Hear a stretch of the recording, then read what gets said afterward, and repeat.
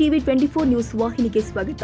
ಮಾಜಿ ಪ್ರಧಾನಿ ದಿವಂಗತ ನೆಹರು ಅವರು 1964ರಲ್ಲಿ ಈ ಕುರಿತು ಕಲ್ಪನೆ ಮಾಡಿದ್ರು.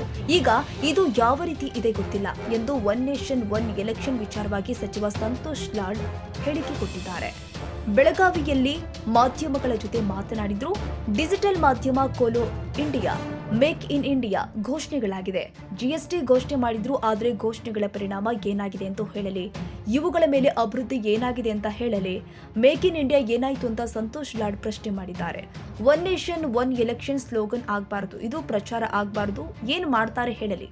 11 ವರ್ಷಗಳಿಂದ ಇದೇ ನಡೆಸ್ತಾ ಇದೆ ಎಂದು ಪರೋಕ್ಷವಾಗಿ ಮೋದಿ ಸರ್ಕಾರದ ವಿರುದ್ಧ ವಾಗ್ದಾಳಿ ಮಾಡಿದ್ದಾರೆ. ಇದು ಸದನದಲ್ಲಿ ವಕ್ಫ್ ಚರ್ಚೆ ವಿಚಾರವಾಗಿ ನಾವು ಚರ್ಚೆಗೆ ತಯಾರಿದ್ದೇವೆ. ವಿರೋಧ ಪಕ್ಷಗಳು ವಕ್ಫ್ ಕುರಿತು ಯಾವುದೇ ದಾಖಲೆ ಇಲ್ಲದೆ ಮಾತನಾಡುತ್ತಿದ್ದಾರೆ. ವಕ್ಫ್ ಅನಾನುಕೂಲವಾಗಿದೆ ಎಂದು ದಾಖಲೆ ಕೊಡಲಿ. ಬಿಜೆಪಿ ಸರ್ಕಾರದ ಅವಧಿಯಲ್ಲಿ 4500ಕ್ಕೂ ಅಧಿಕ ಆಸ್ತಿ ವಕ್ಫ್ ಮಾಡಿದ್ದಾರೆ ಎಂದಿದ್ದಾರೆ. ಉತ್ತರ ಕರ್ನಾಟಕ ಅಭಿವೃದ್ಧಿ ಕುರಿತು ಬಿಜೆಪಿಯವರಿಗೆ ಮನಸ್ಸಿಲ್ಲ. ಯುಟಿ ಖಾದರ್ ಸಭಾಪತಿಗಳು ಆದ ಬಳಿಕ ಅತಿ ಹೆಚ್ಚು ಚರ್ಚೆ ಮಾಡಲು ಬಿಜೆಪಿಯವರಿಗೆ ನೀಡಿದ್ದಾರೆಂದು ವಾಗ್ದಾಳಿ ಮಾಡಿದರು. 1964ನೇ ಇಸ್ವಿನಲ್ಲಿ ನೆಹರು ಸಾಹೇಬರು ಪ್ರಯತ್ನ ಮಾಡಿದ್ದಾರೆ. ಅದು ಇನ್ನೂ ಯಾವ ರೀತಿ ಇದೆ ಅಂತ ನನಗೆ ಮಾಹಿತಿ ಇಲ್ಲ. ಸೊ ಮೇಲ್ನೋಟದಲ್ಲಿ ಚೆನ್ನಾಗಿ ಕಾಣುತ್ತೆ. One nation one election, digital India, ಏನ್ರಿ ಖೇಲೋ ಇಂಡಿಯಾ, ಆಮೇಲೆ ಯಾವುದಿದು ಸ್ವಚ್ಛ ಭಾರತ್ ಅಭಿಯಾನ, ಈ ಥರದ್ದೆಲ್ಲ ಈ ಸ್ಲೋಗನ್ಗಳು ಕೊಟ್ಕೊಂಡು ಹೋಗಿ ಆಮೇಲೆ ಆರ್ಟಿಕಲ್ 370, GST ಈ ಸೆಲೆಬ್ರೇಷನ್ಗಳು ಮಾಡಿಬಿಟ್ರು. ಈ ಒನ್ ನೇಷನ್ ಒನ್ ಎಲೆಕ್ಷನ್ಗೆ ನಾವೇನು ವಿರೋಧಿಲ್ಲ, ನಾನು ವೈಯಕ್ತಿಕವಾಗಿ ನಾನು ವಿರೋಧಿಲ್ಲ. ಆದರೆ ಇದ್ರ ಮೇಲೆ ದೊಡ್ಡ ಡೆವಲಪ್ಮೆಂಟ್ ಅಂತ ತೋರಿಸೋದಿದೆ. ಈಗ ಒನ್ ನೇಷನ್ ಒನ್ ಎಲೆಕ್ಷನ್ ಆದ ತಕ್ಷಣ ದೇಶದಲ್ಲಿ ಭಾಳ ದೊಡ್ಡ ಬದಲಾವಣೆ ಬಂದುಬಿಡ್ತದೆ, ಕರಪ್ಷನ್ ನಿಂತು ಬಿಡ್ತದೆ, ಬಡವರಿಗೆ ಅನುಕೂಲ ಆಗುತ್ತೆ ಅಂತಕ್ಕಂಥ ಇದೇ ಒಂದು ಪ್ರತಿಬಿಂಬಿಸ ಮಾಡ್ತಕ್ಕಂಥದ್ದು. I just ask you, what has happen make in India? ಕೇಳಿ ನೋಡಿ ಅವ್ರಿಗೆ. ಮೇಕ್ ಇನ್ ಇಂಡಿಯಾ ಟೈಟ್ಲ್ ಕೊಟ್ಟರು, ಏನಾಯ್ತು ಮೇಕ್ ಇನ್ ಇಂಡಿಯಾದಲ್ಲಿ? ಮೇಕ್ ಇನ್ ಇಂಡಿಯಾದಲ್ಲಿ ಎಷ್ಟು ಜನಕ್ಕೆ ಇವತ್ತು ಅನುಕೂಲ ಆಗಿದೆ ಅಂತ ಒಂದು ಮಾತು ಕೇಳಿ.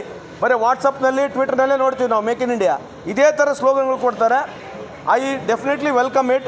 I don't know how it can be implemented, ಅದ್ರ ಬಗ್ಗೆ ನನಗೆ ಮಾಹಿತಿ ಇಲ್ಲ. ಆದರೆ ಇದು ಆಲ್ರೆಡಿ ಮೊದಲೇ ಪ್ರಯತ್ನ ಮಾಡಿರ್ತಕ್ಕಂಥದ್ದು.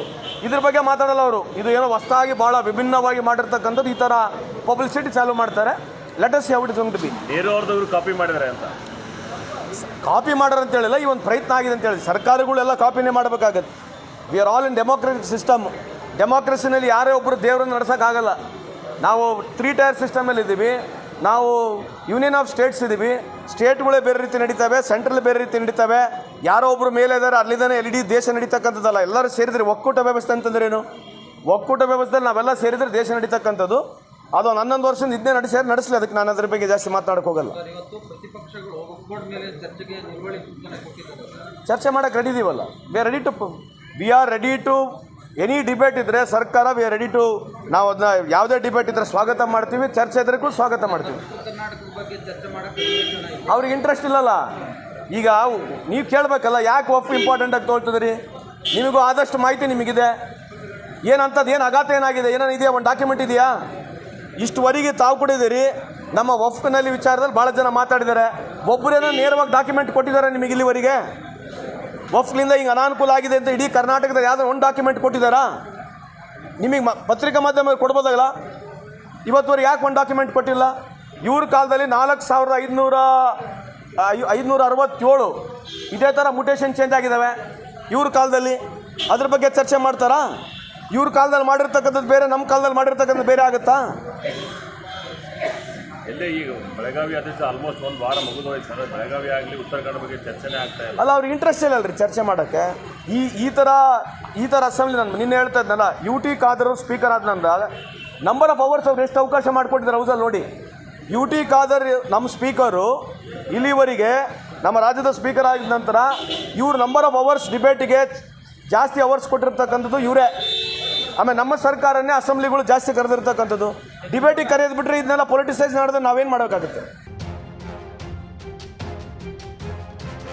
ಕನ್ನಡಿಗರ ಮೆಚ್ಚಿನ ನಿಮ್ಮ ಟಿವಿ 24 ಕನ್ನಡ ನ್ಯೂಸ್ ವಾಹಿನಿ ಇದೀಗ ಟಿವಿಯಲ್ಲಿ ಲಭ್ಯ. ಕರ್ನಾಟಕ ಮತ್ತು ದೇಶ ವಿದೇಶದ 360 ಡಿಗ್ರಿ ಸುದ್ದಿ ಹಾಗೂ ಉತ್ತರ ಕರ್ನಾಟಕ, ಬೆಳಗಾವಿ, ಬಾಗಲಕೋಟೆ, ಧಾರವಾಡ, ಹಾವೇರಿ, ಗದಗ, ಬಿಜಾಪುರ ಜಿಲ್ಲೆಯ ಕ್ಷಣ ಕ್ಷಣದ ವಿವರವನ್ನ ಪಡೆಯುವುದಕ್ಕೆ ಟಿವಿ 24 ಕನ್ನಡ ನ್ಯೂಸ್ ವಾಹಿನಿಯನ್ನ ಲೈಕ್ ಮಾಡಿ, ವಿಡಿಯೋಗಳನ್ನ ಶೇರ್ ಮಾಡಿ, ಕಮೆಂಟ್ ಮಾಡುವ ಮೂಲಕ ನಮ್ಮ ವಾಹಿನಿಗೆ ಸಹಕಾರ ನೀಡಿ ಮತ್ತು ಚಾನೆಲ್ ಅನ್ನು ಸಬ್ಸ್ಕ್ರೈಬ್ ಮಾಡಿ. Thank you.